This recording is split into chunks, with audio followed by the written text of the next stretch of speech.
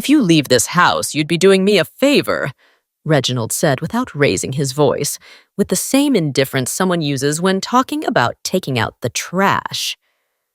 I had a cup of coffee in my hand. It was still steaming. I had poured it only 2 minutes ago. My fingers trembled a little, not from the heat, but from the cold that ran through my chest in that instant. I didn't say anything. I just looked at him and understood. I understood that there was nothing left of the boy I had raised with so much effort, the one who cried at night and clung to my skirt, the one who used to say, "Mom, don't ever die." Now he was looking at me as if I were in the way, like an old piece of furniture, or worse still, as if I had never been a part of his life. He turned and went to the bedroom, where Ivy, his wife, was waiting with that twisted smile that always appeared on her mouth when I was hurting. I was left alone in the kitchen, in the house that was once mine, gritting my teeth, trying not to let a tear fall. And I asked myself only one question. How did we get here? If you're watching this video, please like, subscribe to the channel, and tell me in the comments where you're watching my story of revenge from. I want to know how far it has reached. It all started many years ago. My name is Sally Jones, and my life hasn't been easy. I married young to Michael, a hard-working, kind man who passed away too soon. An accident at the factory. He left me with a small son and a house that was all we had at the time. I was a seamstress. I did whatever I could. I sewed. I cleaned houses. I sold tamales on the street, all for Reginald, my only child. He was my world, my engine, my reason to keep going when the world was falling apart. I never remarried. Not for lack of opportunities. I just thought no man should take his father's place, and that all my energy should be for him. And so I did. I dressed him with my own hands. I fed him with my sweat, and when he was sick, I sold the little I had to buy him medicine. There were tough times, very tough. I remember one Christmas when we had nothing but a shared loaf of bread and a soda between the two of us. But he was happy, and I was even happier just to see him smile. I thought all that love would one day come back to me. How naive I was. Reginald grew up. He became a man not brilliant, but shrewd. He got jobs here and there, and in his 30s, he met Ivy. I truly wonder if you were in my place, what would you do? Would you choose to be quiet to maintain peace? Or would you dare to face everything to reclaim your voice? I want to know your opinion, because every story is like a candle that can light the way for someone else. From the very first moment, something about her bothered me. It wasn't just the way she looked at me over her shoulder. It was the way she talked to Reginald, as if he were a foolish child she had to control, as if I were a threat to her authority. Within a few months, they were living with me. I didn't have a problem with it. After all, it was his house, too. I hadn't raised him to be a person who wouldn't share, to not be generous. I opened my door to them, gave them the master bedroom, cooked for them, washed their clothes, and even cleaned up after their parties. But little by little, something began to change. Reginald no longer talked to me like he used to. He answered me in monosyllables with annoyance. Ivy, meanwhile, settled in like a queen in a house that wasn't hers. She reorganized the kitchen without asking my permission. She criticized my way of cleaning. She left dirty clothes all over the house, and when I complained, Reginald would ask me to be patient. "It's just her personality, Mom. Don't take it to heart." I would nod in silence, but inside, the pain began. One day, I came back from the market and found my bathroom things in a box. Towels, creams, even my medications. "Ivy wants more space," Reginald said without looking me in the eye. You can store your things in the back room. That room at the back of the yard was where I had stored old tools. Dark, damp. But I didn't protest. I swallowed my dignity like someone swallowing glass. Of course, I replied. The next day, I started sleeping there. It took me weeks to get used to the musty smell. The months passed. They talked to me less and less, saw me less. Sometimes they came home with food and didn't even offer me any. I cooked for myself, washed my own clothes, and when I wanted to watch television, Ivy would say the volume bothered her. I felt like an unwanted guest in the house I had built with my husband, but I kept enduring it. Why? Because I still clung to the idea that deep down, Reginald was my son, and that a son doesn't forget. Until that day came. I was sweeping the living room when I heard Ivy in the kitchen talking on the phone with a friend. Yeah, can you believe it? She still lives with us. The old lady doesn't get that she's in the way. I don't know what to do to get her to just leave already. I froze. I didn't make a sound, and then I heard Reginald's footsteps coming in. Is she still here? She asked. Do something? And he, in a calm voice, as if it were nothing, said what shattered me. If she leaves, she'd be doing us a favor. I couldn't move. I didn't know whether to cry, to scream, or to just disappear. They didn't see me. They finished talking and went into their room. I went up to my space, that dark little room in the back of the yard. I closed the door and sat on the bed. The tears came silently, not because of what they said, but because of all that it meant. There was no longer any doubt. I was no longer welcome. And then I decided I would leave, but not the way they wanted. I would leave the way I deserved. There were still steps to strategize. I was no longer the fragile woman I once was. I didn't leave that night, not yet. I laid down in that damp little room with my head full of thoughts, with my chest tight as if someone had stabbed me. I slept very little. I woke up before dawn. I made coffee as always, but this time only for myself. I sat in the yard under the dry tree that Michael had planted decades ago and watched the sky as it lightened. I thought about my life, what I was, what I had become. And it was there that I decided that before I left, I was going to remember who I was before I was ignored, humiliated, and discarded by my own son. When Michael died, Reginald was only 7 years old. He was a sweet, quiet child. He had a hard time understanding death. He spent weeks asking when his dad would come back. He cried at night. He would crawl into my bed, trembling. I would cry silently when he wasn't looking. Within a few months, the savings were gone. I sold the jewelry my mother had left me. I started washing other people's clothes. Sometimes I went out with my face covered, ashamed, because some neighbors would recognize me. But I was more ashamed to see my son hungry. I remember one day when we came home without a dime. There was nothing to eat. Reginald looked at me and said, "It's okay, Mom, I'm not hungry." But I knew he was. I could hear his stomach rumble. I went out into the street, walked 6 blocks, and asked Mrs. Teresa from the corner store to let me buy on credit. She gave me a loaf of bread, an egg, and a half-gallon of milk. That night, Reginald ate. I didn't. And that's how it was for years. I lived for him. When he finished high school, he wanted to work to help me. I told him no, that he should study, and that I would take care of things. I got a job cleaning offices in the early mornings. I slept 4 hours a night.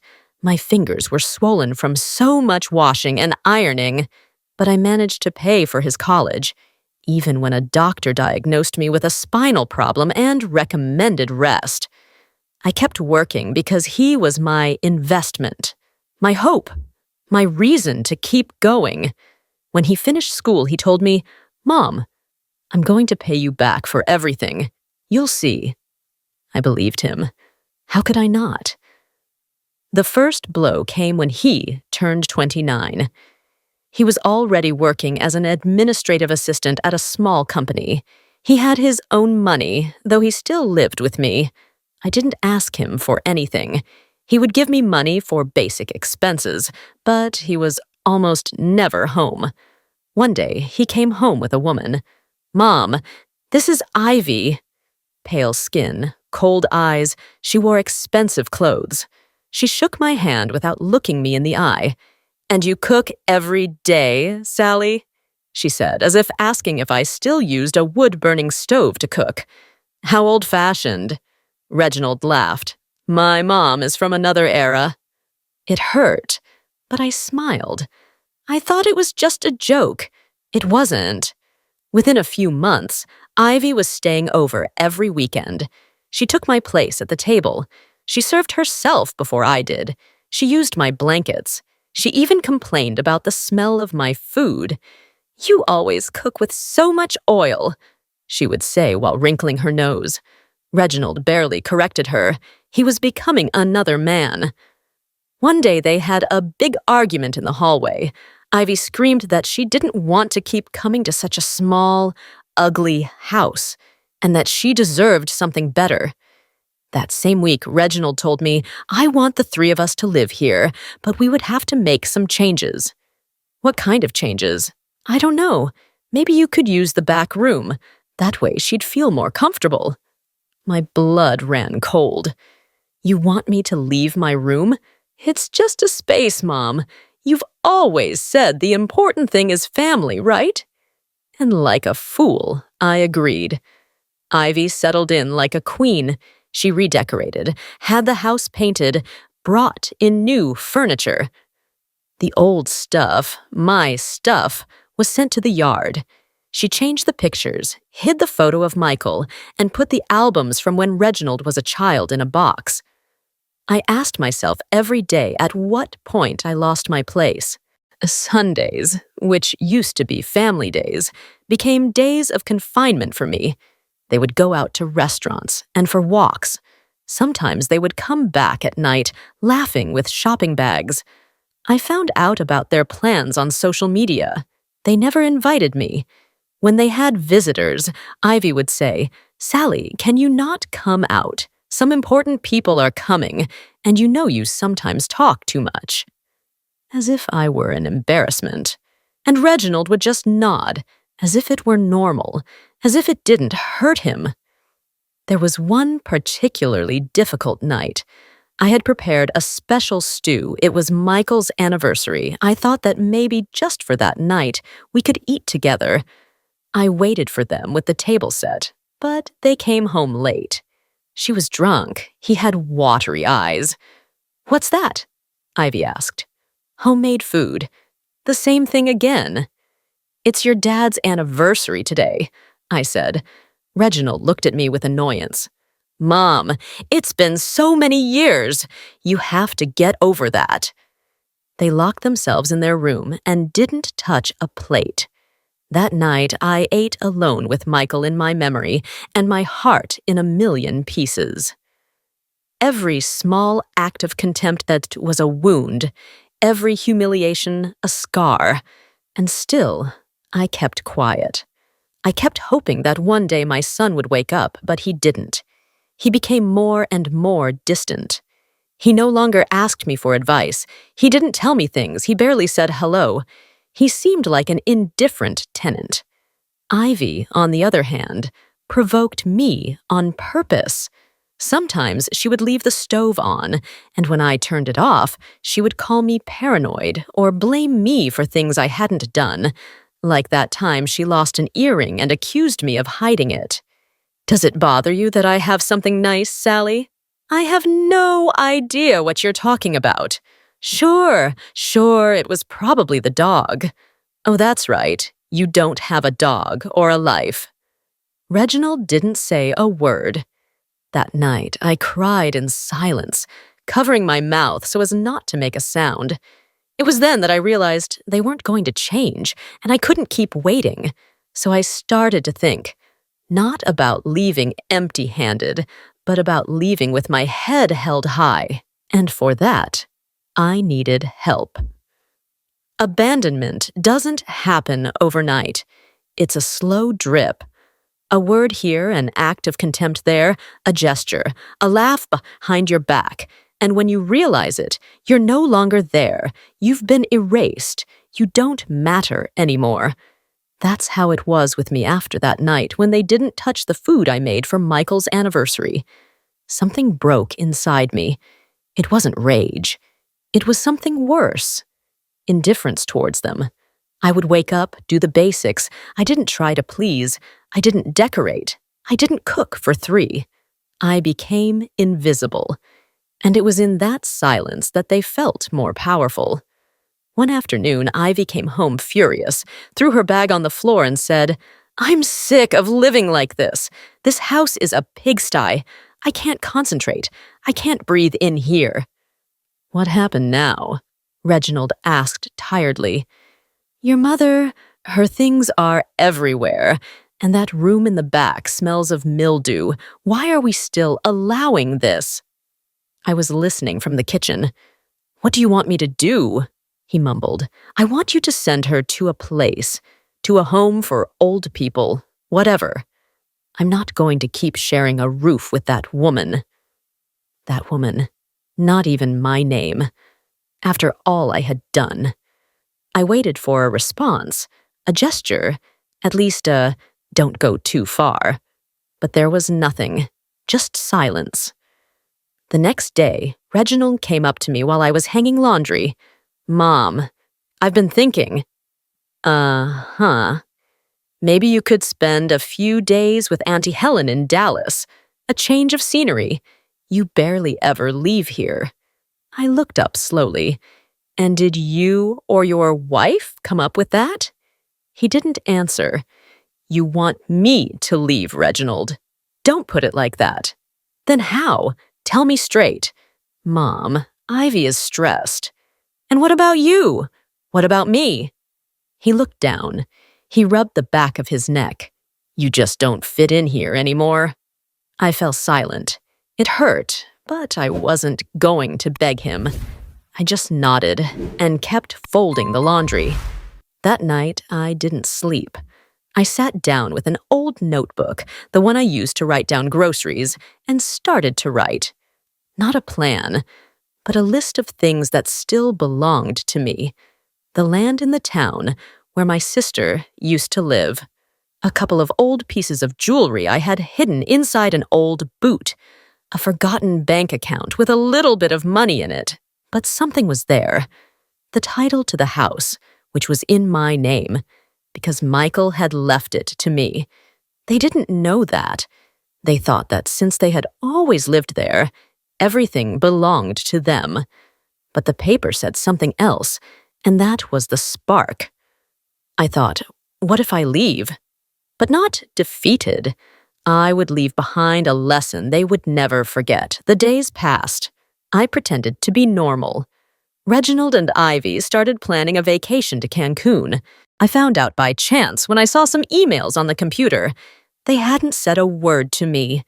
And still, I treated them with courtesy, not for them, but for me.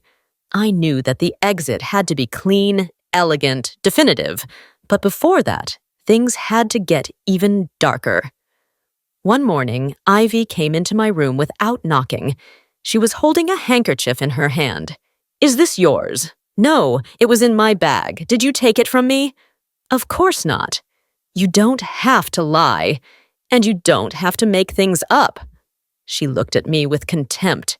"You're a burden, Sally, and your time here is going to run out soon." She slammed the door shut as she left. I trembled, not from fear, but from contained rage. A few days later, they came with a tall man with a briefcase. "This is an appraiser," Ivy said, smiling like a snake. "We want to know what the house is appraised at in case, we have to make changes." Changes, of course. Remodel, sell, whatever. I looked at them. I waited for him to say something. Reginald just shrugged. "It's just in case, Mom." I went to my room, locked the door, and that night, I cried for the last time in that house. The next day, I went to the notary. I got a certified copy of the title.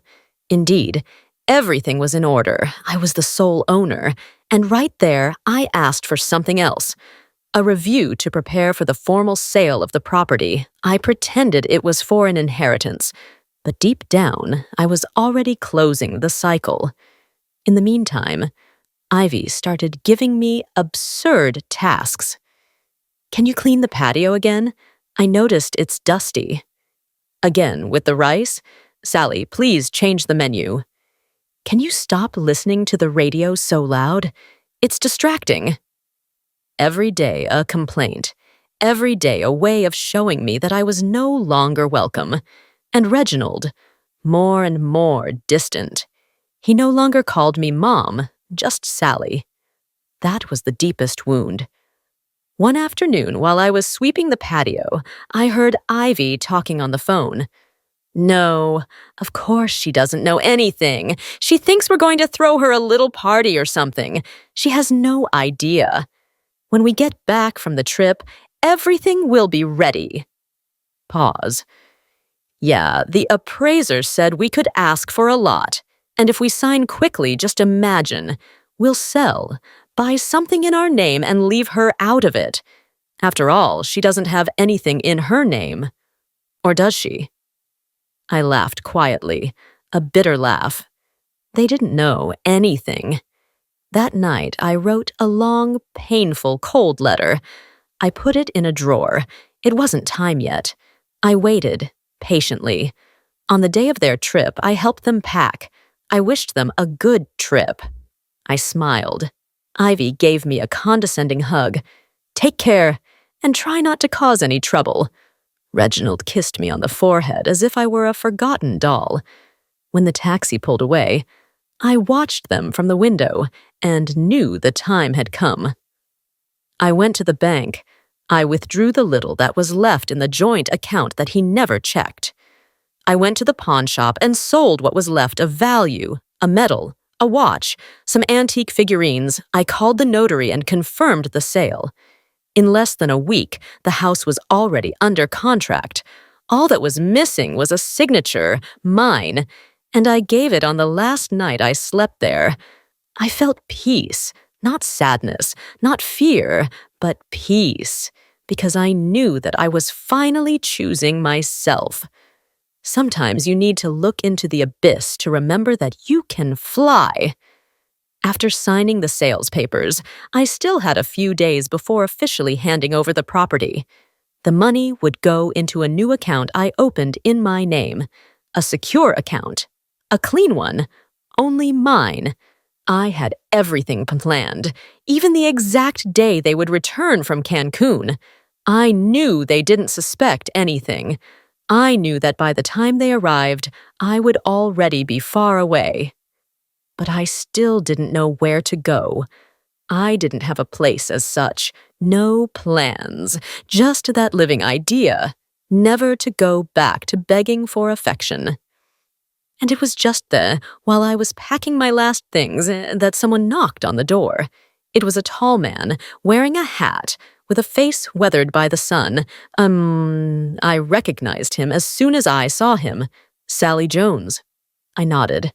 I'm David, a friend of your sister, Helen. My heart jumped. Helen had died 5 years ago. She had lived on the land we had in the town of Santa Cruz a few hours away. I'm sorry, I said immediately. I'm not here for that. I'm here because I found some of your things, some letters, some papers. Your sister asked me to keep them. I thought they didn't matter anymore, but I don't know why. I dreamed about you last night, and something told me I had to come. He handed me a yellowed envelope. I took it. Inside were old photos, a letter written by Helen in blue ink, and a sketch of the land. There was also a note that said, if Sally ever needs to start over, remind her that she has roots here.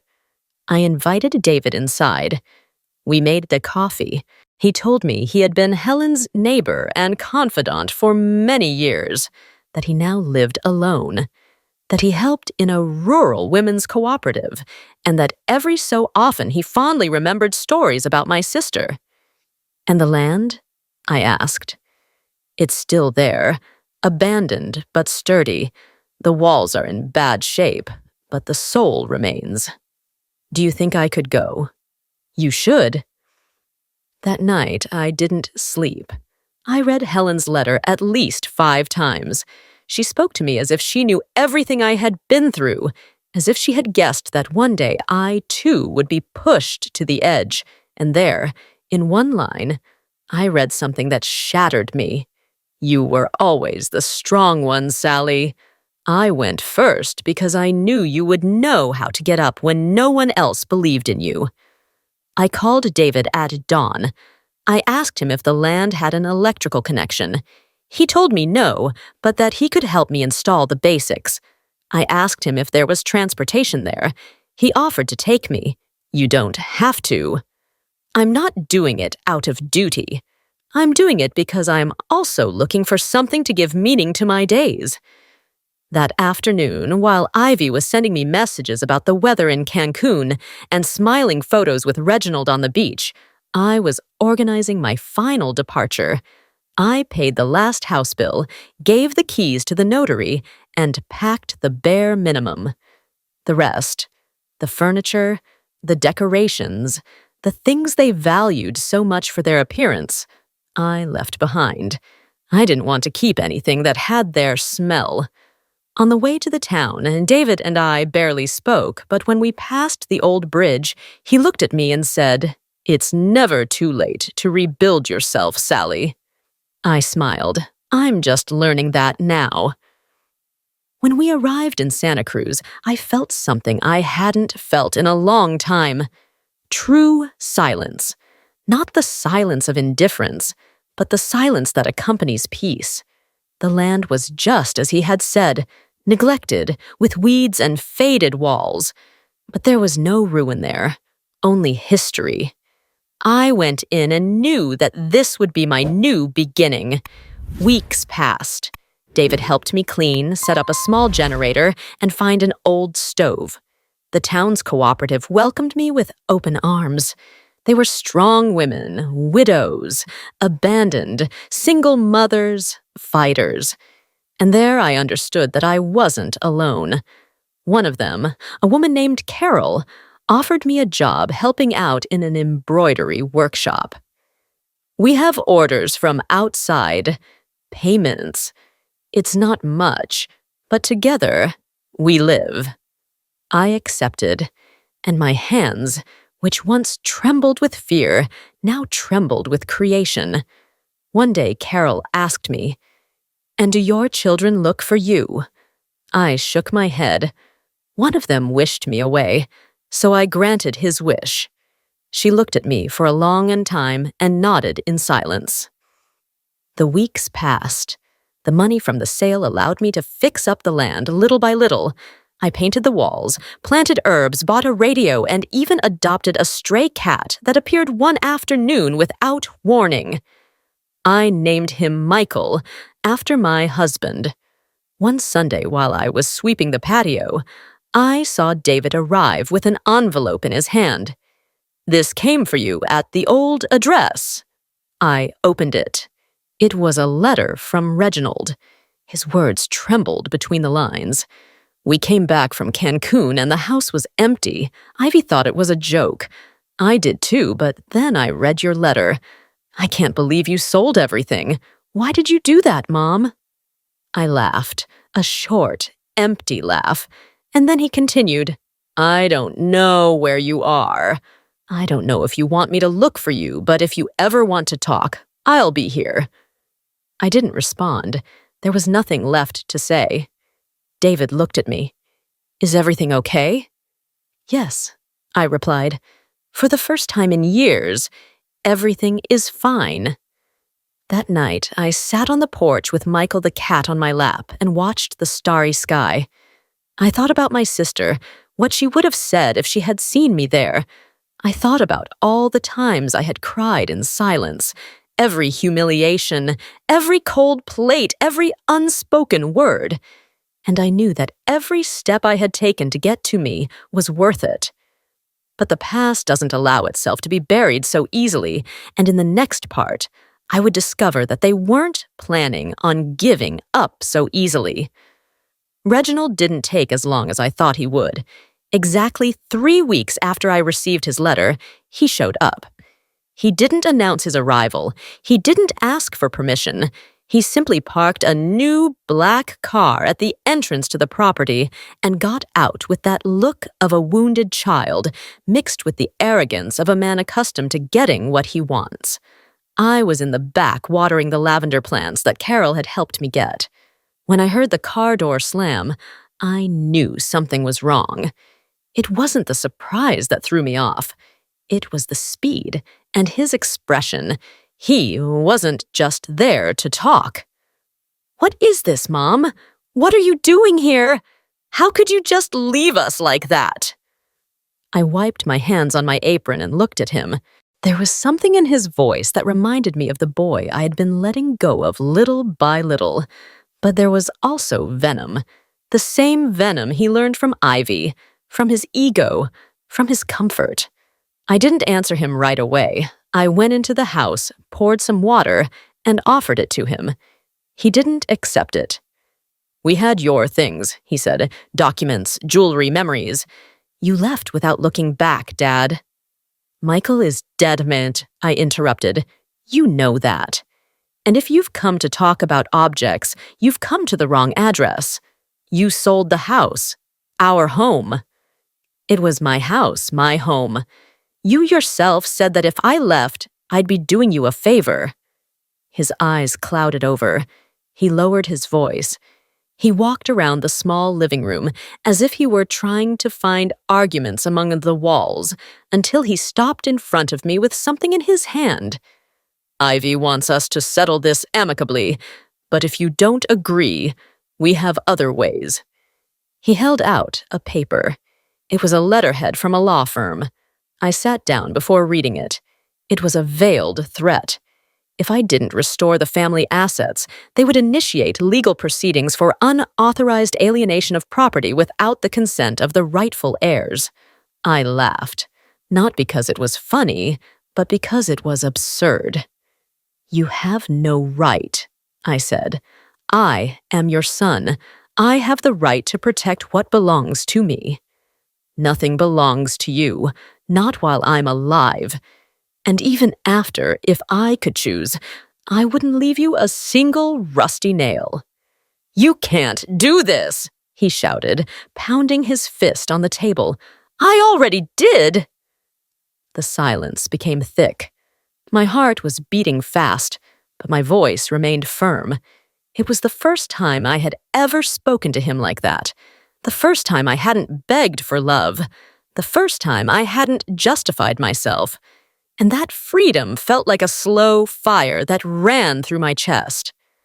Reginald took the document, crumpled it, and put it back in his folder. Before he left, he said another phrase that pierced me. "You don't know who you're messing with. Ivy isn't going to let this go, I swear." And he left. That night, I didn't sleep, not out of fear, but because of the indignation that was boiling under my skin. After everything I had done for him, now he was coming to claim what never belonged to him. I had worked my whole life, given up on dreams, on friendships, on myself. I gave them food, education, a roof over their heads, and comfort.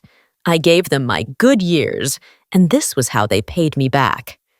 The next day, I went to the small town center and looked for David. I told him everything. He listened in silence, his jaw clenched. "We can talk to a lawyer in town," he said. "I know you haven't done anything illegal, but it's worth it to be protected." I accepted. The lawyer was young and attentive. He read the sale documents, my papers, and assured me that everything was in order. The only thing they could try to do was defame me or emotionally pressure me. "They'll try," he said, But you're not alone. He offered to represent me if needed. No charge. My mother went through something similar. I left the office feeling calmer, but with a pang in my stomach. I knew that Ivy was more dangerous in silence than in direct confrontation, and I wasn't wrong. 2 days later, she appeared in my small town of Santa Cruz. She didn't come to my house. She went to the market. She spoke to some of the women from the cooperative. She said I was sick, that I had memory lapses, that I probably wasn't well. She insinuated that maybe I should get medical attention, that my decision to move to such a remote place was a sign of imbalance. It was Carol who told me about it, indignant. And you know what else? She said. She said they were going to get you a court-ordered evaluation, that they want to have you declared incompetent. I couldn't believe it. Now they wanted to declare me mentally incompetent, all to get back what was no longer theirs. And at that point, I understood that this wasn't just a fight over money or property. It was a battle for control. They couldn't stand the fact that I had reclaimed my will. They couldn't stand the fact that I had chosen to live without them, because that told them, through my actions, that I no longer needed them. I went back to the lawyer. We prepared a legal response. I requested a voluntary medical evaluation with a trusted specialist. I underwent exams, interviews, and tests. The result was clear. I was in full mental, emotional, and physical capacity. And still, they didn't stop. They sent letters. They called my acquaintances. They tried to force a visit from a social worker, but everything fell apart in the face of the evidence. I was fine, alone, but firm. One night, David found me crying next to the stove. It wasn't weakness. It was exhaustion. "Is all this effort worth it?" I asked. He looked at me with tenderness. "Aren't you worth that effort?" That phrase went right through me. Yes, it was worth it. I was worth it. Weeks passed and the attacks stopped. Maybe they understood that they couldn't do anything more. Maybe they were just waiting for the right moment for something worse. And it came. A messenger left a notice. Reginald and Ivy were requesting a judicial mediation. They alleged emotional abandonment, alienation of family assets, and financial imbalance. It had a date. I had to attend. I didn't break. I went with the lawyer, with proof, with my head held high, and there in front of a mediator, Ivy unleashed her venom. "She's not well. She lives alone, in a remote place. She isolates herself. She has no contact with her children. Is that normal?" Reginald didn't say a thing. He just kept his head down. I waited for my turn, and when I was given the floor, I spoke. For years, I lived in a house where I was invisible, where my food was criticized, my opinions were ignored, and my decisions were sabotaged. It wasn't just a lack of love. It was contempt. I left because it was either that or die a slow death. The mediator listened in silence, took notes, and in the end, said something I didn't expect. "Ladies and gentlemen, I don't see any legal grounds to proceed with any lawsuit. Mrs. Jones has every right. Any other attempt at coercion can be considered harassment." Ivy turned red. Reginald didn't look up. I left there with a light soul, and when I got home, I hugged Michael the cat as if he were a living trophy. I had won not only the mediation, I had won my dignity back. But what I didn't know was that Ivy's revenge was not over yet. The next thing she did was not only cruel, it was monstrous. It didn't take me even 2 days to regain some peace after the hearing. Although I knew that Ivy wasn't the type to accept a defeat without a response, I wanted to believe that the forcefulness of the ruling had made her back down. I fooled myself. I allowed myself to breathe, to return to my routines, to the aroma of coffee in the morning and the crowing of roosters on the hill. Carol came to visit me again, and David helped me with the chicken coop every so often. The town no longer talked so much about me, and that was a blessing, but the tranquility was a mirage. One morning, the mail carrier handed me a large envelope without a return address. When I opened it, I found no words, only photographs, color-printed images. The first ones were of me at the market, in the square, leaving the doctor's office where I had undergone the mental evaluations. Then photos of my house at night, from a distance, from angles that made me tremble. Someone was spying on me, watching my every move, documenting my life. There was no written threat, but the message was clear. We are watching you. I felt the air go out of me. I closed the doors and windows. I checked every corner of the house. I looked for cameras, microphones, anything. I didn't find anything, but fear settled in like a slow poison. I didn't sleep that night. I sat in the rocking chair with a flashlight and my phone within reach. I didn't want to call anyone. I didn't want to sound paranoid, but at dawn, I called David. He arrived in minutes. I showed him the photos. He didn't say much, but his face hardened. "This isn't just intimidation," he murmured. "It's a message of power, of dominance. And the worst thing is, they know that the police here won't lift a finger for a few photos." We decided to install cameras ourselves, buy motion sensor lights, and reinforce the locks.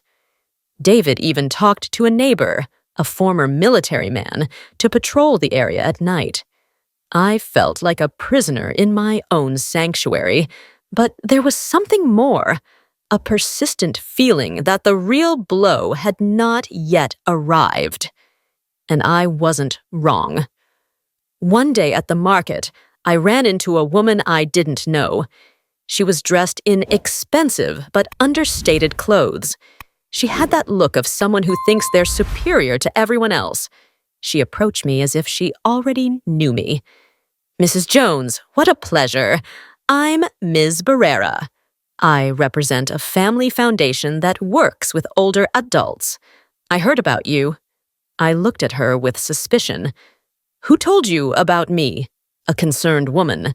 "She says you're alone, that your judgment may be deteriorating, that maybe you need legal and medical assistance. She asked me to come and verify it personally." I felt my blood run cold. They didn't say it directly, but it was obvious. Ivy had hired someone to try and prove that I wasn't in a mental state to be on my own. The woman kept talking, trying to get information out of me, asking about my routine, my income, my neighbors, my activities. I asked her to leave. I did it politely, but firmly. And as I walked away, I knew I hadn't scared her off. Her job was deeper. She was a shadow, a legal invader who got in through invisible cracks. I went back home and called the lawyer. He recommended that I document all the incidents and file a preventive report. It was clear. They wanted to legally incapacitate me, to take away my right to decide, to be free. That same week, I received an official notice. A court had agreed to evaluate a request for guardianship promoted by Reginald and Ivy. They alleged that I suffered from delusions of persecution, extreme isolation, erratic behavior, and detrimental financial decisions. They used the photos, the manipulated conversations, and even false statements from anonymous witnesses. I cried, not from fear, but from rage, from helplessness, because I knew my son, and I knew that to him I was no longer a mother, but an obstacle. It was Carol who pushed me to fight. "You can't give up. You already beat them once. Don't let them take this away from you. If not for yourself, do it for the women who look at you as an example." Then I decided to fight back. I gathered evidence, real testimonials, medical reports, and videos. I prepared a file with the lawyer, and most importantly, I recorded a statement. In front of a camera, I told the whole story, from my sacrifices as a mother to the humiliations I lived through, what pushed me to leave, what made me resist, and what they were trying to do now. It was cathartic, and it was also a warning. If they tried to publicly defame me, I would already have my version ready. The hearing was scheduled in the state capitol. It was a long, technical process, but that first viewing was key. There, they would evaluate whether there was any evidence to proceed with the guardianship. The day arrived. I dressed with the dignity of someone who has been hurt but not destroyed. I entered the courthouse with my heart pounding but with my head held high. Reginald was there, Ivy too, and next to her, a hired psychologist and Ms. Bergera. A whole team to paint my life as a movie about a crazy person. When I was asked to speak, I didn't hesitate. My name is Sally Joan. I'm 72 years old. I've been working since I was 15. I raised my son alone for many years. I fed him. I took care of him. I educated him. They insulted me. They ignored me. They used me. And when I decided to live for myself, they called me crazy. I showed the photos, the medical reports, the testimonials, and then I showed something else, a video. It was a recording of Reginald in our old house, laughing with Ivy and saying, "You'll see. If my mother leaves, we'll leave her alone out there, and then we'll take everything from her. She's old, she won't fight back." It was like a bomb. The judge asked to stop the hearing and called the lawyers. There were murmurs, disorder, and in the end, he issued a provisional resolution. Rejection of the request for guardianship due to lack of grounds and possible attempt at legal manipulation for financial purposes.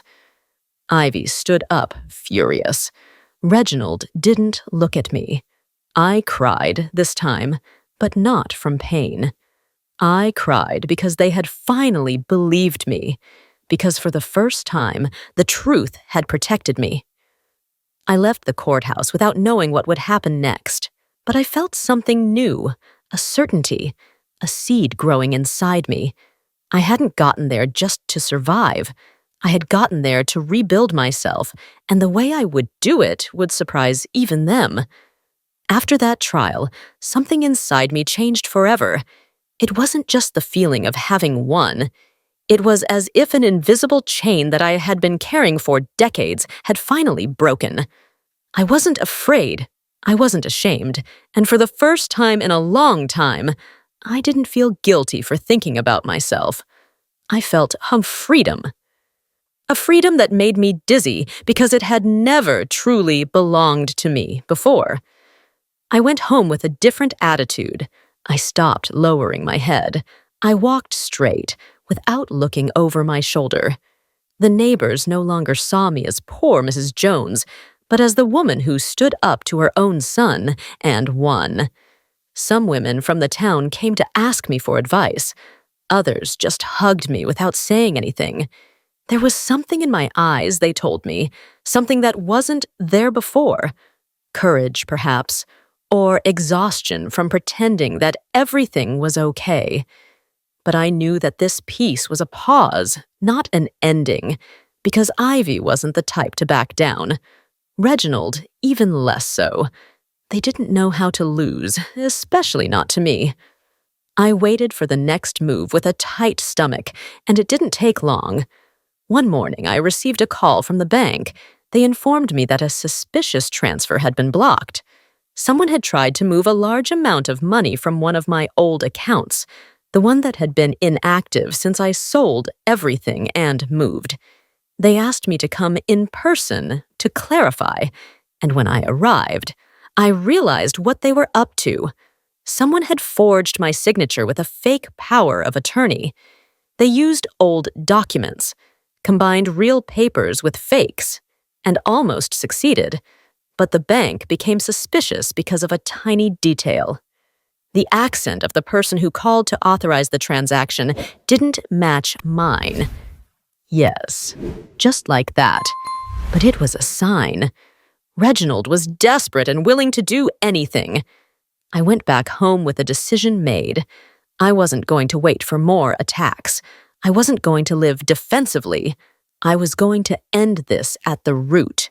And for that, I needed to do something I had avoided for years. Tell my truth, not to a judge, not to a lawyer, but to everyone. I asked Carol for help. She helped me create a social media account. I asked David to lend me his cell phone with a good camera. I sat in front of a window with just the right light and I spoke. For more than an hour, I told my story with names, dates, and details. I showed documents, photos, and evidence. But more than that, I spoke with my soul. I spoke as a wounded mother, as a humiliated woman, as a human being tired of being silent. I told everything. How they used me, how they stripped me, how they tried to make me seem crazy, how they sought to incapacitate me just to get my assets. I told them how I left with nothing, how I rebuilt my life with my own strength, and how they still wouldn't leave me in peace. I said names. I showed faces, not for revenge, but for justice. We uploaded the video with no expectations, but in less than a day, it went viral. Thousands of women commented, shared, cried with me, and thanked me for saying what many don't dare to say. Similar stories began to sprout like seeds released in the wind. I wasn't alone. I never had been. And then the inevitable happened. A journalist called me. Then another. A local television channel came to interview me. Then a national one. My story was everywhere, and the best part was they couldn't silence it because it was no longer just mine. Reginald tried to deny everything. He said it was a setup by a sick mother, but people didn't believe him. Because when a mother speaks with her soul, it shows. And then, like a wounded beast, he did the unthinkable. He showed up at my house one night without warning. I heard the banging on the door, loud and violent, as if he wanted to break it down. I looked out the window. It was him, alone. He was screaming my name. He said he wanted to talk. I didn't open the door. My hands were trembling, but not from fear. It was rage. It was disappointment. It was the echo of all the times I had waited for him in vain when he was a child, of all the times I had defended him when no one else would. I picked up the phone and called the police. When they arrived, he was already gone. But the next day, I received a letter. It had no return address, but I recognized his handwriting. It was clumsy and irregular, as if he had written it in a state of rage. If you don't stop, you're going to regret it. You're going to force me to do something I don't want to. You can still stop this. Delete everything. Be quiet. This is your last warning. I stared at that page for hours. I wasn't afraid. I knew exactly what I had to do. I went directly to the district attorney's office. I reported the attempted forgery, the threats, the harassment, and I handed over the letter as evidence. That same day, a formal investigation was opened against Reginald Jones and Ivy for alleged fraud, forgery of documents, attempted wrongful appropriation, and aggravated threats. And it was then that they finally stopped hiding, because the mask fell, and when the masks fall, the real ending begins. After I handed the letter over to the district attorney's office, I felt that something inside me had been sealed. There was no turning back. The words were said. The evidence was given.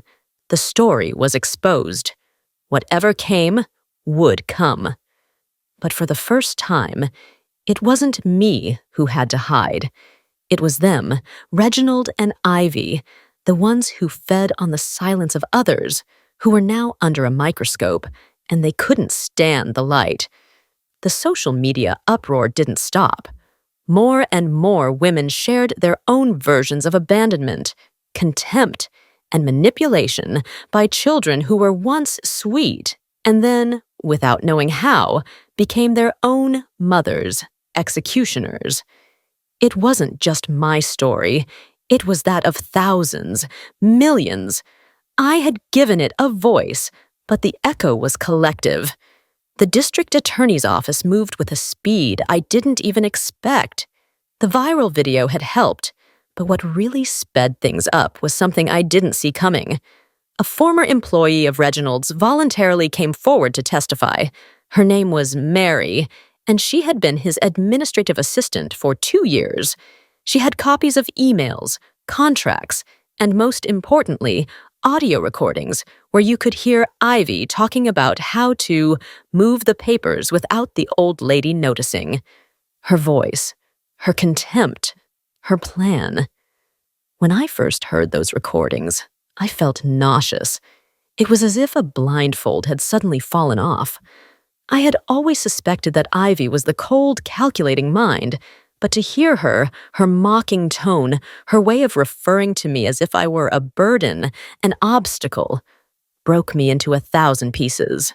That woman had slept under my roof, eaten my food, used my blankets, celebrated my birthdays only to laugh at me.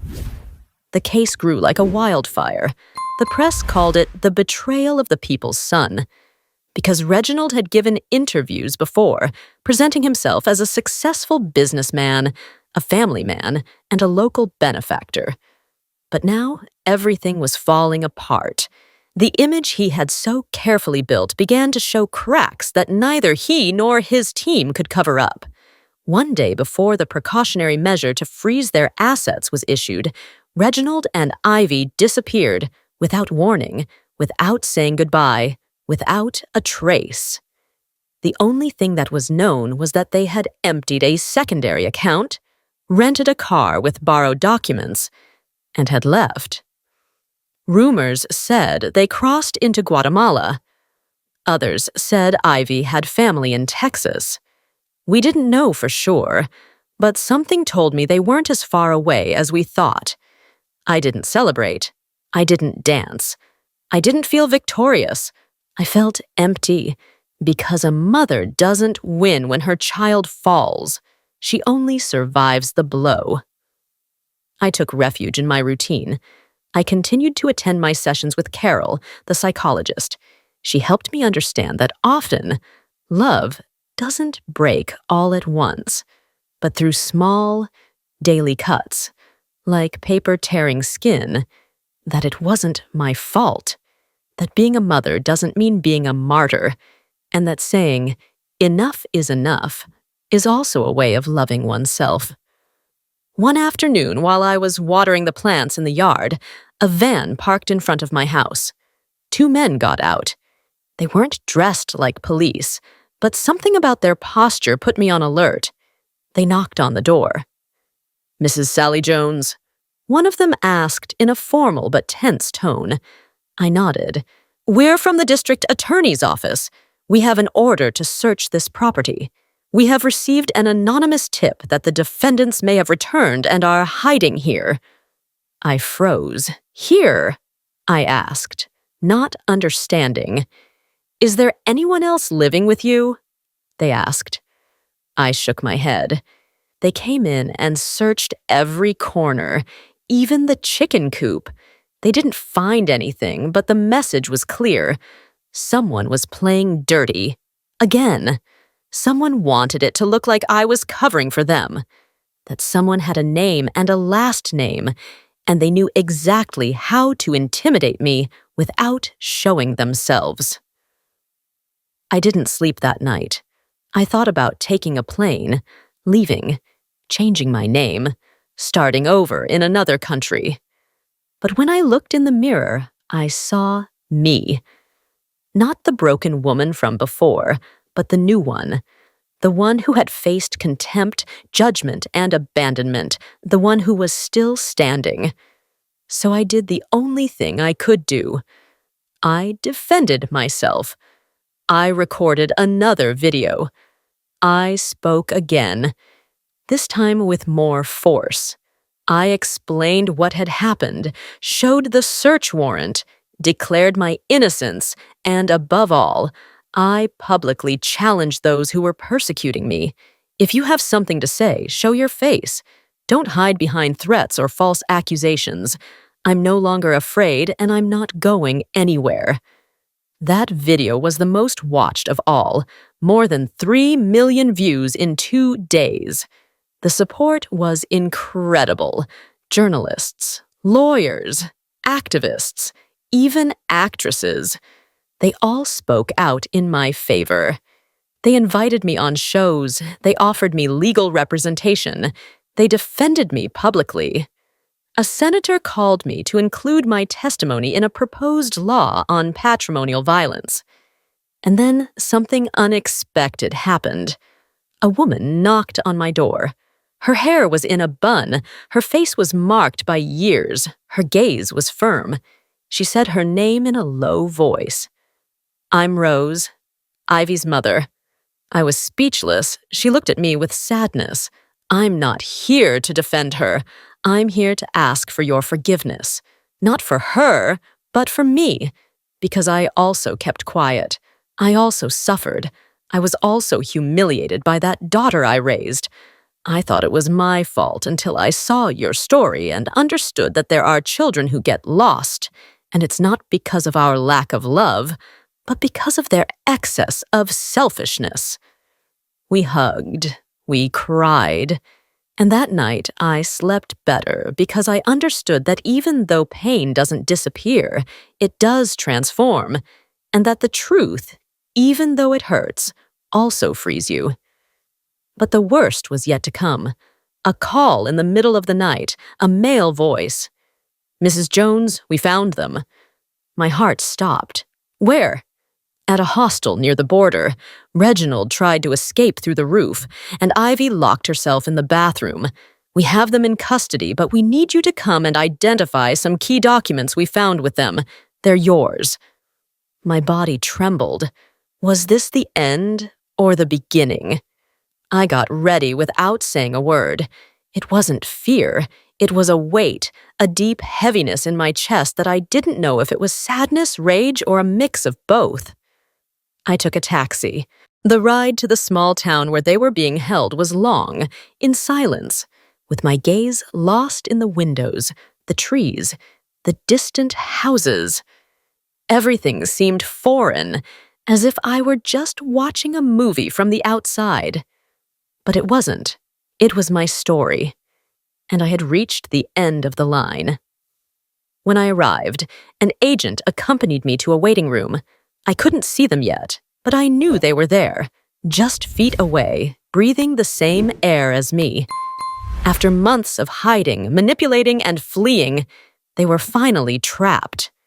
The prosecutor explained that they had found original documents of my properties, falsified deeds, accounts with illegal transfers, and even a planner with Ivy's personal notes, where she talked about me as the old witch who still won't die. Her hatred was there, written down as proof. "We need you to confirm if these papers are yours," he said, extending a folder to me. I recognized my forged signature, the manipulated seal of my notary, and even a deed where it said that I had donated the house to them out of my eternal will and gratitude. I felt sick to my stomach. Yes, all of that is mine. Or it was, I said in a firm voice. Then the prosecutor asked me something unexpected. "Mrs. Jones, do you want to see them?" My body tensed. What would I gain from that? Maybe nothing, or maybe closure. "We'll leave it up to you." I took a deep breath and accepted. They guided me down a narrow hallway, at the end of which was a door with a small window. I looked through it, and there they were. Reginald, my son, was sitting with his head down, his clothes wrinkled, his face tired, his beard unkempt. He wasn't the same. Or maybe he was, but now without the mask. Ivy, on the other hand, held my gaze. Even through the glass, her arrogance was palpable. She showed no remorse, only contempt, as if all of this was disgusting to her, as if I owed her something even in that place. I didn't go in. I just looked at them. They saw me. Reginald stood up unsteadily. He came closer to the glass. His lips moved. He said something. I didn't hear it, but I read it perfectly. "I'm sorry, Mom." And in that instant, I understood that forgiveness is not a coin you give away like alms. It's a choice. And I, after everything I had been through, was not obligated to accept it. I turned around and left, not out of resentment, but out of dignity. I let justice take its course. Ivy was charged with fraud, forgery of documents, and illicit enrichment. Reginald faced similar charges, but with aggravating factors for having taken advantage of his mother's condition. They tried to negotiate, ask for house arrest, and allege depression, but the district attorney's office didn't give in. Public opinion was on my side. There was pressure. The trial became a media spectacle. They offered me exclusive interviews, to write a book, to tell my story on national television.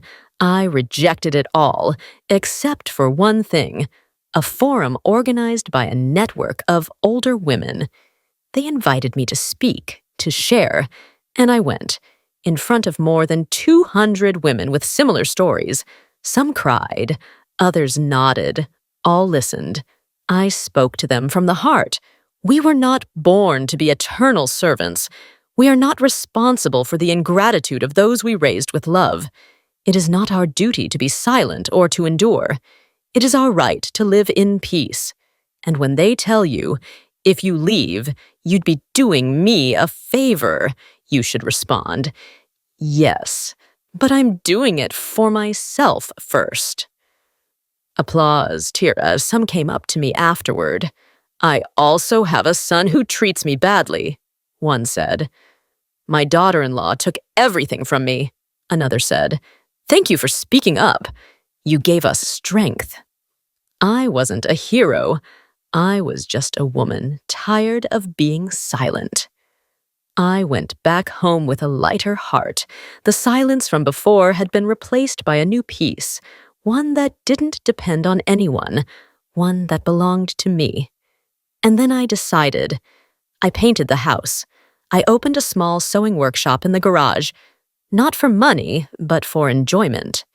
I taught neighbors, girls from the neighborhood, and women who wanted to learn something new. We would laugh, talk, and share. One afternoon, a young woman knocked on the door. "Are you the lady from the video?" I nodded. "My grandma says that thanks to you, she dared to report her children. She wanted me to give you this." She handed me a hand-knitted scarf with a note that said, "Thank you for not being silent." I treasured it. Months passed. The trial concluded. Reginald received 8 years in prison. Ivy received 10. They appealed. They lost. No one quoted for them. No one waited for them. I didn't visit them again, nor did I respond to their letters, because sometimes loving is also letting go. Today, I walk through the square without hiding. People greet me. Some call me the brave one. Others just smile. And every night I look in the mirror and repeat, "Yes, I left." And it was the best favor I ever did for myself. Sometimes life puts us in front of a mirror we didn't ask for, one where we don't see wrinkles or scars, but decisions. Time doesn't always heal. Sometimes it reveals. And when the truth shows itself raw, unadorned, without excuses, all that's left is to choose, to continue being who we were, or to dare to be who we can still be. It's not about revenge or pride, much less ego. It's about respect, about looking back without lowering your head, about looking forward without fear. There are battles we don't choose, but we do decide how they end, because you aren't born strong. You become strong on the day you stop asking for permission to live in peace. And from that moment on, life is no longer what others made us, but what we decide to build with what's left. There is no age to start over, only courage. And sometimes, the greatest act of love is choosing ourselves. The names and places in this story have been changed to protect the identities of those involved. We do not share this to judge, but in the hope that someone will pause and reflect on how many mothers are silently suffering within their own homes. I truly wonder, if you were in my place, what would you do? Would you choose silence to preserve peace, or would you dare to confront everything in order to reclaim your voice?